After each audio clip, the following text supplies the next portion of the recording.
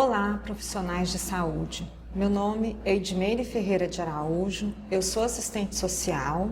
Atualmente trabalho em um hospital de urgência e emergências aqui em Goiânia e presto consultoria aqui no Telesaúde Goiás. Hoje eu vou estar falando um pouquinho para vocês sobre a notificação compulsória, mais especificamente a notificação compulsória de violências e o papel do assistente social nesse contexto. A violência, ela é um fenômeno social e ela acompanha a história da humanidade desde todos os seus contextos. E ela vem se apresentando de várias formas, de acordo com esses contextos, socio-históricos e culturais. E ela impacta na qualidade de vida de todos os indivíduos e também nos serviços de saúde. E o que é a violência? Eu vou estar apresentando para vocês o conceito de violência que, de acordo com a OMS, violência é o uso intencional de força física ou poder real ou em ameaça contra si próprio ou contra outra pessoa, ou contra um grupo ou uma comunidade. E essa força, ela vai resultar em uma consequência de lesão, muitas das vezes até morte, um dano psicológico, uma deficiência do desenvolvimento ou uma privação ao sujeito que sofre essa violência. Então, é uma força psicológica atribuída a uma outra pessoa ou a si próprio de forma intencional.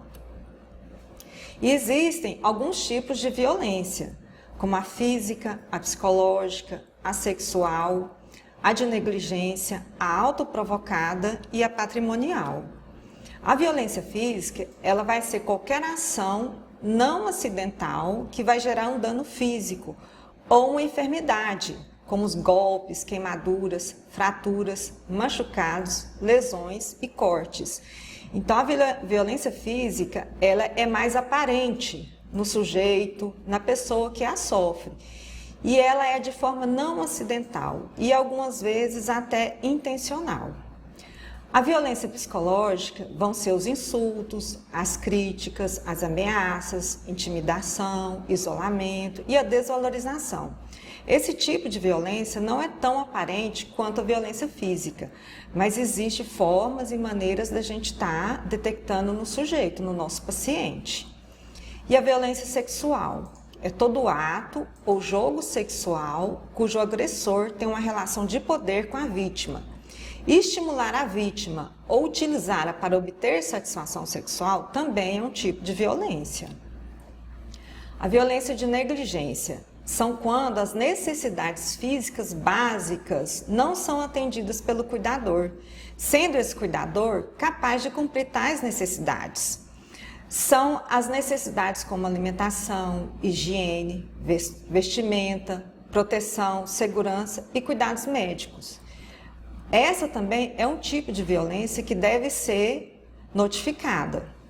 Autoprovocada são aqueles comportamentos suicidas e os autoabusos, que são as automutilações, Então, o suicídio, a ideação suicida, a tentativa de suicídio e aquelas agressões que a pessoa comete a si próprio também é um tipo de violência. E existe também a violência patrimonial.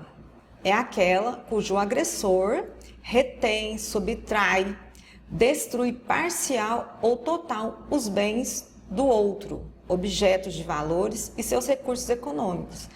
Ela se apresenta de uma forma quando o agressor retém os cartões de banco, obriga a vítima a estar assinando documentos. Então, isso também é uma forma de violência.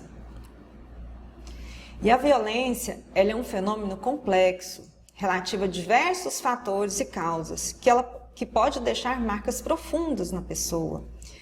É comum que essa pessoa em situação de violência, ela vai se sentir envergonhada, fragilizada e, em alguns casos, até mesmo se sentir culpada. Por isso, é preciso ela ser acolhida, cuidada, protegida em seus direitos. E atender a essas demandas vai implicar ainda provocar impactos coletivos sobre a saúde dos indivíduos. E nesse sentido, a notificação compulsória é uma das ações de vigilância em saúde, sendo um dos passos da linha do cuidado.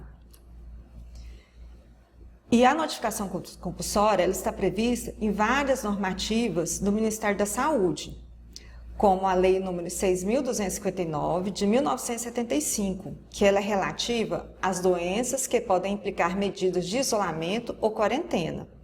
Está prevista na Política Nacional de Redução de Morbimortalidade por Acidentes e Violências, de 2001, na Política Nacional de Promoção de Saúde, de 2015, na Portaria número 104, de 2011, que vai definir as terminologias conforme disposto no Regulamento Sanitário Internacional de 2005. Na Portaria 1271 de 2014, que veio atualizar a lista de doenças e agravos, atribuindo caráter imediato em até 24 horas a notificação de casos de violência sexual e tentativa de suicídio para as secretarias municipais de saúde.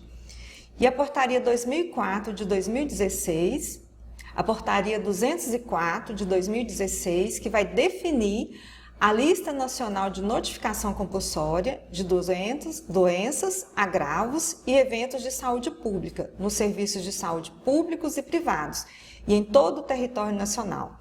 Essa portaria ela foi elaborada considerando todas as outras e todas as regulamentações anteriores. Nessa portaria 204 de 2016, no seu artigo 2º, para fins de notificações, ela vem trazer alguns conceitos importantes que merecem a nossa atenção. O conceito de agravo, que é qualquer dano à integridade física ou mental do indivíduo, abuso de drogas ou lesões decorrentes de violências interpessoais e lesões autoprovocadas. Então, o agravo, ele é qualquer violência física e mental ao indivíduo. Pode ser por abuso de drogas, uma lesão externa, né? Outra pessoa provocou essa lesão, ou ele mesmo. E a doença? É uma enfermidade ou estado clínico, independente de origem ou fonte, que representa ou possa representar um dano significativo aos seres humanos. E a notificação compulsória? Ela é a comunicação obrigatória à autoridade de saúde, realizadas pelos médicos, profissionais de saúde ou responsáveis pelos estabelecimentos de saúde públicos ou privados, sobre a ocorrência de suspeita, confirmação de doença, agravo ou evento de saúde pública.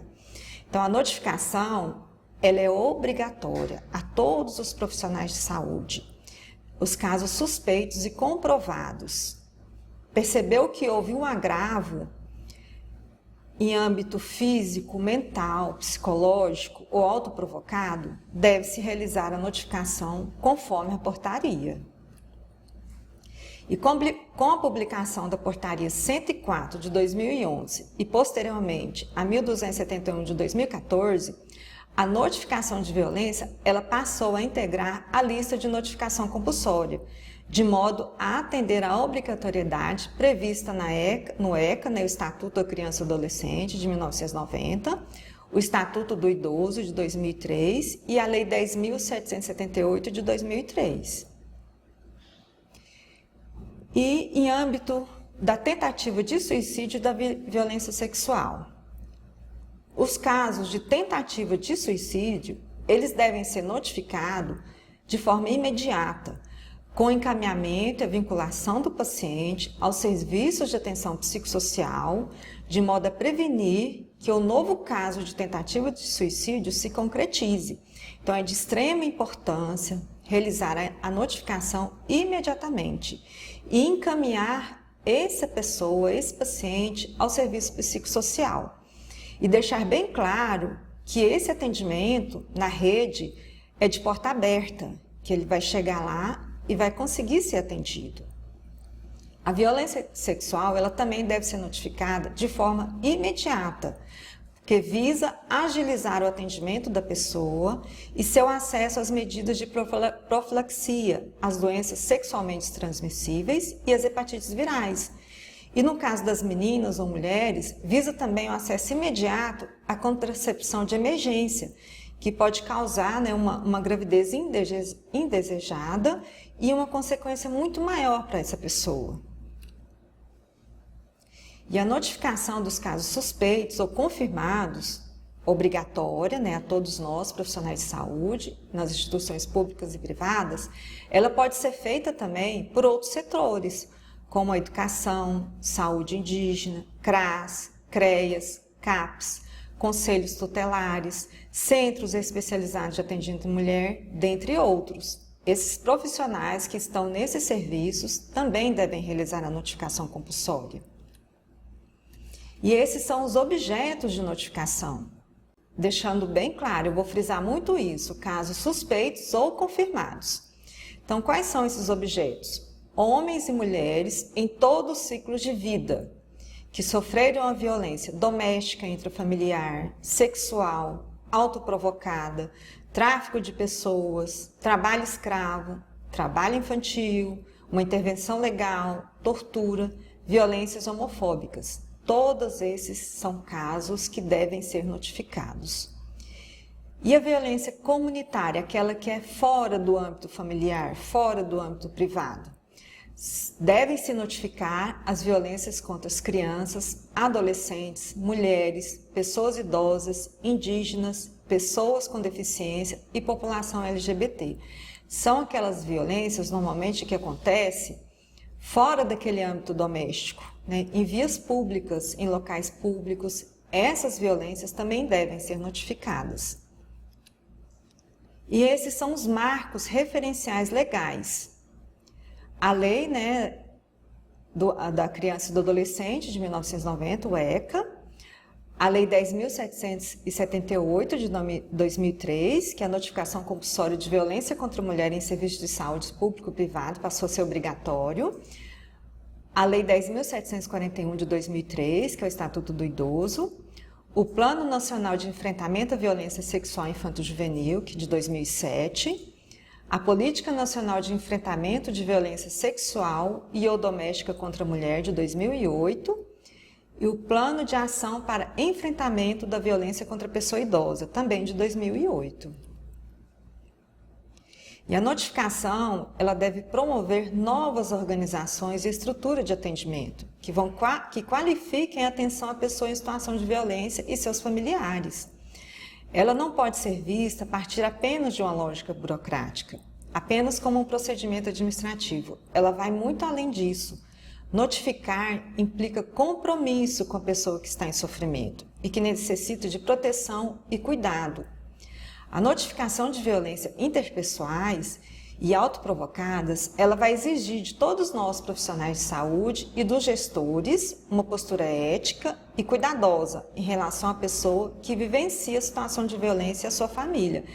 Então, ao realizar a notificação, ela deve ser feita de forma bem cuidadosa, né, e com a consciência desse compromisso com aquela pessoa que está sendo atendida e que sofreu a violência. E no ano de 2020 foram notificados no SINAM 2.507 casos de violências interpessoais ou autoprovocadas, sendo que 60,4% eram de residentes em Goiânia e desses, 68,6% eram do sexo feminino. E esses dados vão para a Secretaria Municipal de Saúde, que é responsável pela implantação da vigilância contínua de violências, que inclui também a digitação, a consolidação, a análise dos dados e a disseminação das informações, e o envio das bases para as respectivas secretarias do Estado, que posteriormente vão enviar para o Ministério da Saúde. E a notificação, ela deve ser preenchida em duas vias. Uma fica na unidade notificadora, enquanto a outra deve ser encaminhada ao setor municipal responsável pela vigilância epidemiológica ou vigilância de doenças em agravos não transmissíveis para digitação e consolidação dos dados. A notificação, ela é uma obrigação, um dever de todo profissional de saúde, cabendo a responsabilidade de realizar a notificação compulsória em conformidade com a regulamentação, com a legislação vigente. Esta aqui é a nossa ficha, né, de de notificação compulsória de violências. Primeiramente, temos a impressão que ela é difícil e extensa, mas no decorrer das nossas notificações, a gente conhecendo melhor essa ficha, ela vai se tornar uma forma corriqueira, né, mais tranquila de ser preenchida. Nós temos que identificar e conhecer todos os itens da ficha de notificação para ela se tornar uma forma do nosso cotidiano mesmo, quando nos deparamos com uma pessoa, um paciente vítima de violência. E por que é necessário notificar os casos de violência? Para identificar os casos que permanecem ocultos nos espaços públicos e privados, para compreender a situação epidemiológica desse agravo e assim subsidiar as políticas públicas para a atenção e prevenção de violências, a promoção da saúde e a cultura da paz. Para intervir nos cuidados em saúde, promovendo atenção integral às pessoas em situação de violência. Para proteger e garantir direitos por meio da rede de atenção e proteção. Para verificar os casos de violência, para retirar desses casos de violência da invisibilidade, prevenindo a violência de repetição. Então, esses são alguns dos motivos, né, que a gente deve realizar essa notificação. Principalmente no sentido de estar enviando dados epidemiológicos para os setores responsáveis, né, no sentido de subsidiar as nossas políticas públicas. E agora eu vou estar explicando para vocês, falando um pouquinho do papel do assistente social. Eu vou estar apenas repassando algumas orientações, né, sobre as nossas condutas no dia a dia, né? E eu tenho certeza que todo profissional de saúde, quanto também o assistente social, nas nossas demandas, né, no nosso cotidiano, sempre procura fazer o melhor, né, no atendimento, diante de todas as nossas dificuldades de estrutura e de insumos. Então, eu vou estar apenas reforçando algumas orientações, né, que eu tenho certeza que todos nós fazemos o melhor na condição que nós temos, né? E as atribuições e competências dos profissionais de serviço social, sejam aquelas realizadas, né, tanto na saúde como em outro espaço socioocupacional, são orientadas e norteadas por direitos e deveres constantes no nosso Código de Ética, de 1993, e na nossa Lei de Regulamentação da Profissão, também de 93. E considera-se como profissional de saúde a profissão de assistente social qualificada na Resolução 383 de 99 do nosso Conselho Federal de Serviço Social e na Resolução 2018 de 97 do Conselho Nacional de Saúde. E realizar a notificação compulsória junto com a equipe multiprofissional frente a uma situação constatada e ou suspeito de violências, as autoridades competentes, bem como verificar as providências cabíveis, considerando a autonomia e o parecer do assistente social. Então, segue assim, apenas algumas orientações, algum reforço, né, do que eu tenho certeza que todos nós já fazemos, né, que é realizar um atendimento humanizado, qualificado e resolutivo. Criar um canal de comunicação entre os profissionais das diversas áreas do cuidado para evitar que o paciente conte a sua história a cada novo atendimento. Cada vez que a pessoa relata a situação, ela revive a agressão sofrida. Informar sobre todos os procedimentos que serão realizados para o paciente, esclarecendo as dúvidas para a pessoa atendida e seus familiares.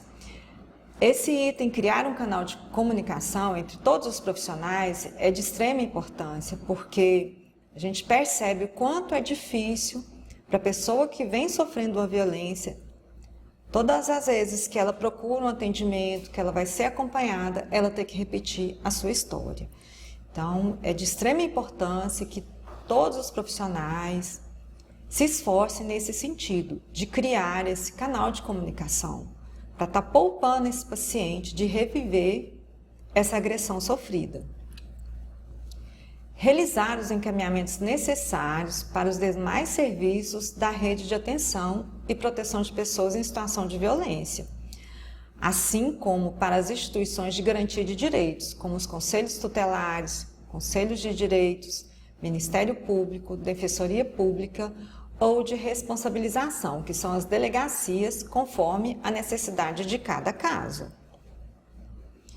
Agora, já começando a encerrar, as minhas considerações para vocês, que todo profissional de saúde, ele deve notificar.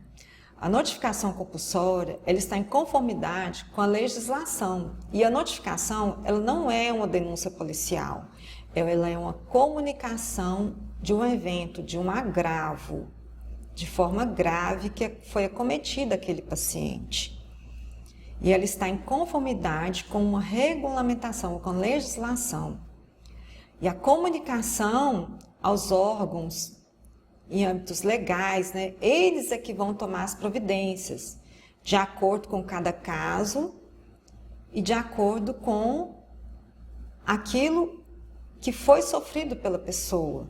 Então, quem vai investigar vai ser o policial, vão ser as delegacias. E você, ao fazer a notificação, não vai ser arrolado a esse processo, porque você não é uma testemunha. Você é um profissional que prestou uma assistência àquela pessoa, uma assistência à saúde. Então, a notificação, ela não é uma denúncia policial.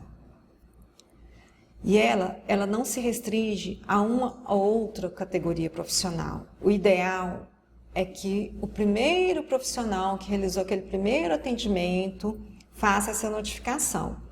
Mas se isso não foi possível e você percebeu que ela não foi feita naquele primeiro momento, não impede de estar fazendo ao realizar o seu atendimento. E ela deve ser vista como um ato de cuidado e de proteção para aquele paciente, para aquela pessoa. E a nossa postura acolhedora e resolutiva precisa ser uma prática de todos os profissionais que entram em contato com as pessoas que são atendidas no serviço de saúde, incluindo a equipe de recepção, segurança e equipe multiprofissional, que são os médicos, enfermeiros, psicólogos, assistentes sociais, fisioterapeutas, dentistas, fonoaudiólogos, agentes de saúde, dentre outros. E você, profissional de saúde, notifique os casos suspeitos ou confirmados de violência interpessoais ou autoprovocadas e seja um agente de transformação. Essas são as referências que eu utilizei para estar falando com vocês hoje. E pense sempre na notificação dessa forma, como uma ação de cuidado. E fiquem bem, se cuidem. Muito obrigada e até a próxima.